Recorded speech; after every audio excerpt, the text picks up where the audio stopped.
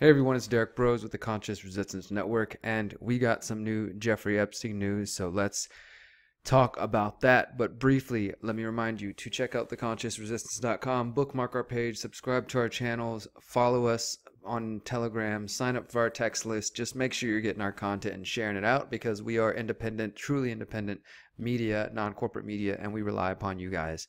So let's check this out. This is coming from the Miami Herald. An update: Justice Department watchdog says change law to let me probe Alex Acosta's Jeffrey Epstein plea deal. Now, you guys know the background behind this if you've been following our channel long enough, if you've seen our documentary, and if you've seen my interviews with the attorney, Brad Edwards, who's fighting Jeffrey Epstein in court for the last decade.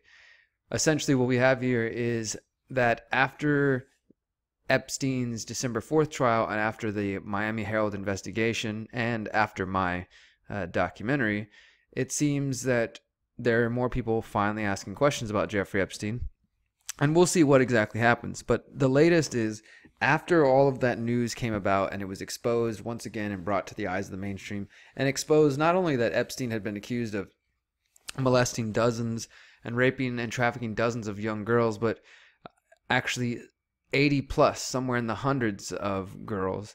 And after that, those reports, the U.S. Department of Justice Inspector General on Tuesday urged Congress to allow him to investigate Alex Acosta, who, of course, is the current labor secretary appointed by Donald Trump, and he's the former U.S. attorney in Miami who helped Epstein get the 2008 sweetheart deal, which allowed him to basically go free and allowed his co-conspirators to go free. And it says that Inspector General Michael Horowitz, responding to a request last month by lawmakers demanding a probe, says that important questions have been raised about Epstein's case, but he says that the Inspector General's office has long lacked the power to investigate their own lawyers.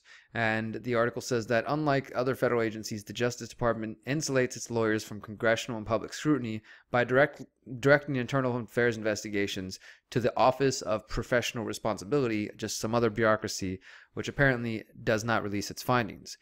The Inspector General Horowitz writes, "Over the past 30 years, my three predecessors as DOJ Inspector Generals and I have objected to this limitation on the Inspector General's jurisdiction because it shields prosecutorial misconduct from review by a statutorily independent Office of Inspector General." What he's basically saying is that there's some silly rule put in place that keeps them from actually being able to hold anyone accountable. And there is now apparently a bipartisan effort, a bill working its way through to try to change this and allow the Inspector General to, of the Department of Justice Inspector General, to actually host their own investigations and to release the findings. Now, we also have here that while this is going on, the current Attorney General nominee, which is William Barr, you can see in this video clip right here, he was questioned by Senator Ben Sasse of Nebraska, I believe. Here's William Barr. He's Trump's current Attorney General nominee. He's acting Attorney General. And wouldn't you know it, this guy was also involved in the case. He worked for the same law firm, for the law firm Kirkland & Ellis, which is associated with this Epstein case. Another lawyer at that firm happens to be Ken Starr, who is also part of Epstein's legal team, along with Alan Dershowitz, Roy Black, and others. And William Barr, the Attorney General nominee, worked with Kirkland and Ellis, the same law firm. So he was questioned by the senator out of Nebraska of what he would do, if anything, on this whole case. And he said that if I am nominated, I will have to recuse myself because of my association with the case, but I can assure you that something will get done.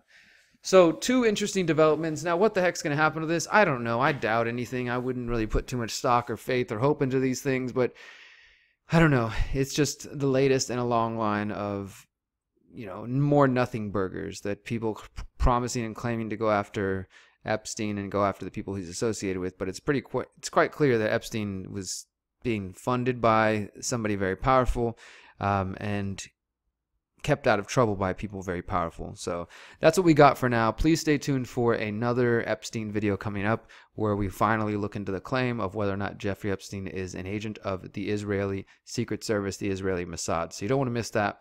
Thank you guys for watching. Please do, once again, subscribe to theconsciousresistance.com. And until next time, remember, you are powerful, you are beautiful, and you are free. Peace.